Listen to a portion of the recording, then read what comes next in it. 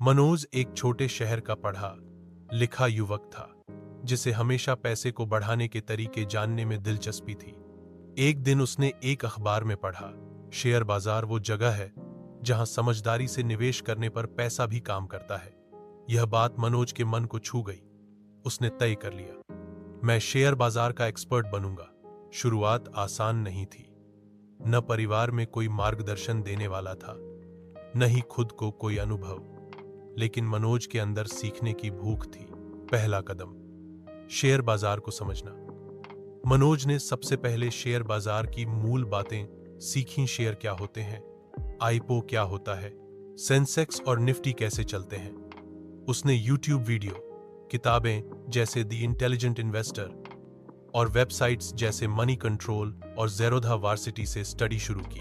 दूसरा कदम, टेक्निकल और fundamental analysis. अब मनोज ने शेयरों को समझने के दो तरीके सीखे। एक, फंडामेंटल एनालिसिस, जिसमें वह कंपनी की balance sheet, profit loss statement, PE ratio और बिजनेस मॉडल का अध्ययन करता था। दो, टेक्निकल एनालिसिस, जिसमें वह चार्ट्स पढ़ना, मूविंग एवरेजेस, आरएसआई, मैकडी और कैंडलस्टिक पैटर्न्स को समझना सीख गया। तीसरा कदम, ट्रेडिंग और इन्वेस्टिंग का अंतर। मनोज ने जल्दी समझ लिया कि ट्रेडिंग और इन्वेस्टिंग दो अलग राहें हैं। इन्वेस्टर लंबे समय के लिए सोचता है, जैसे 5-10 साल। ट्रेडर रोज या हफ्ते में मुनाफा कमाने की कोशिश करता है। मनोज ने दोनों के लिए अलग रणनीतियां बनाई। चौथा कदम, प्रैक्टिस और अनुशासन। अब मनोज ने डिमैट अकाउंट खोला और छोटा छोटा निवेश करना शुरू किया। उसने पहले पेपर ट्रेडिंग डेमो ट्रायल से अभ्यास किया, फिर असली पैसे से।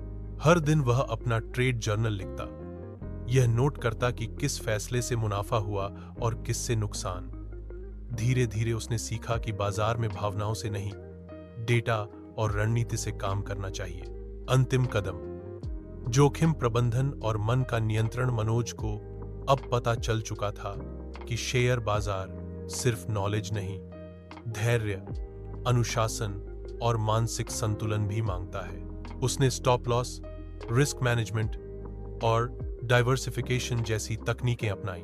आज का मनोज अब एक स्वतंत्र स्टॉक मार्केट एनालिस्ट है। वह न सिर्फ खुद निवेश करता है, बल्कि दूसरों को भी गाइड करता है। उसकी कहानी यह सिखाती है, शेयर बाजार एक समुद्र की तरह है। अगर दिशा और संतुलन हो तो इसमें तैरना भी आसान है और गोते लगाकर मोती भी निकाले जा सकते हैं।